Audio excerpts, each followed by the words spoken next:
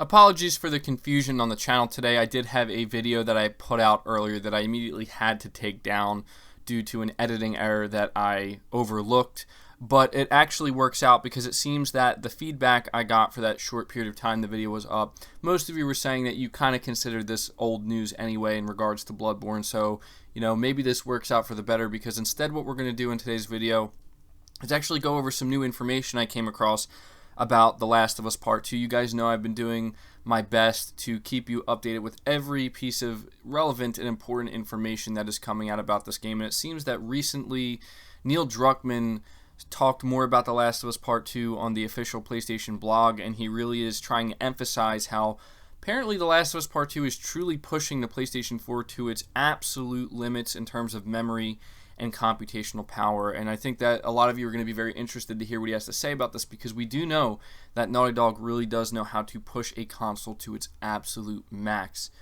So it says that Naughty Dog games never fail to impress on a technical front, and other fronts for that matter, and for the past decade, each new game to come out of the studio has looked to push the envelope in terms of how good a console game can look. With the upcoming Last of Us Part 2, Naughty Dog is looking to top itself and push boundaries yet again, and recently, while speaking with the official PlayStation blog, creative director Neil Druckmann spoke about just how it's going to do that. Druckmann says that just like its predecessor, The Last of Us Part 2 will be pushing the hardware to its absolute limits, and that because of that, the game is going to have a much busier and much larger environments than we saw in the first game. Just as with The Last of Us, we were hitting the limits of memory, of computational power, how many enemies we could have on screen, and the size of the levels, says Druckmann. Now we're able to have much wider environments, sequences with a horde of infected, several squads of enemies looking for you in big spaces. Druckmann also brought up the game's significantly improved animations, mentions Naughty Dog's usage of the new motion mapping technique, which co-director Anthony Newman spoke of at length not too long ago, which I did make a video going over. It sounds very impressive, the technology they're using here.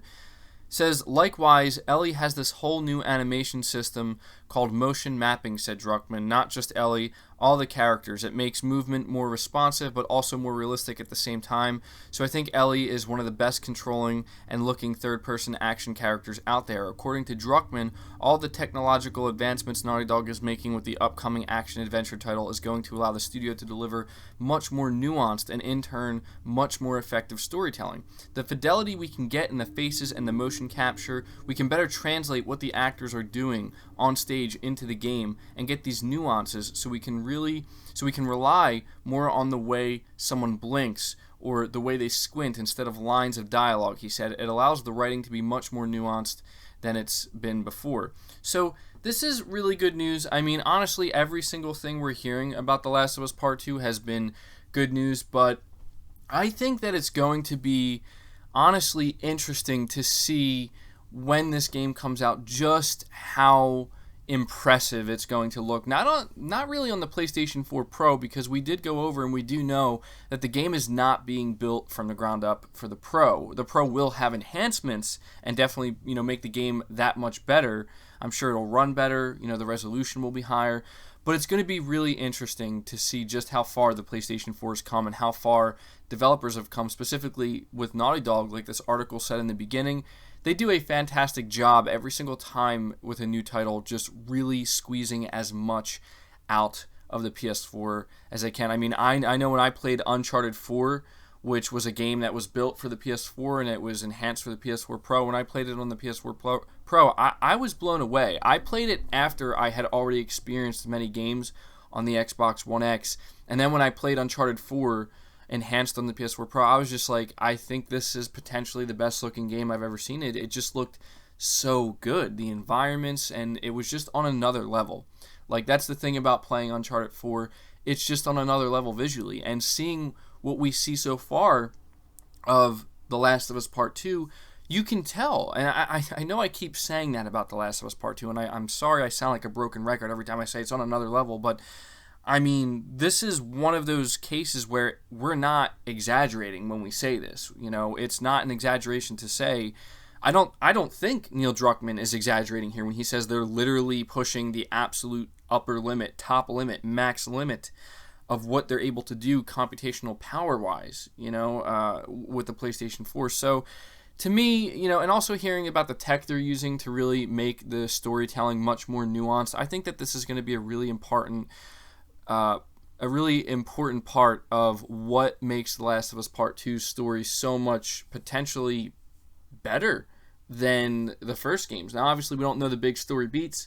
We're not going to know that until the game comes out, but knowing that they're not going to have to rely so highly on dialogue, because we're basically almost going to be looking at like real people. And when you watch a movie or a TV show, there's a lot of times where they can, that's what part of what acting is, to be able to read somebody's facial expression, to look at their face, and nothing has to actually be said.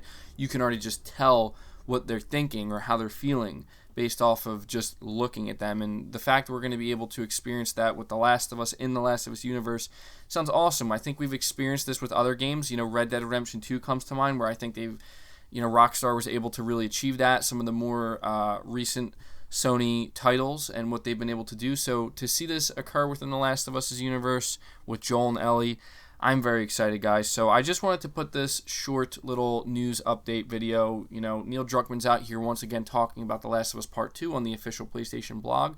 And he's letting us know that they are pushing the absolute limits of what the PS4 is going to be capable of. I hope this game doesn't end up melting some people's PS4s, because it sure seems like that could be a possibility.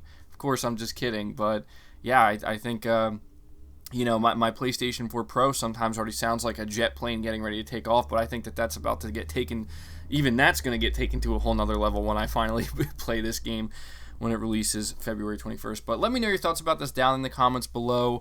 Leave it a like if you did enjoy it or if you appreciate the news update. Subscribe to the channel if you're new. Hit the bell notification icon so you never miss an upload, and feel free to share this video out on top of all that. But until next time, guys, take care.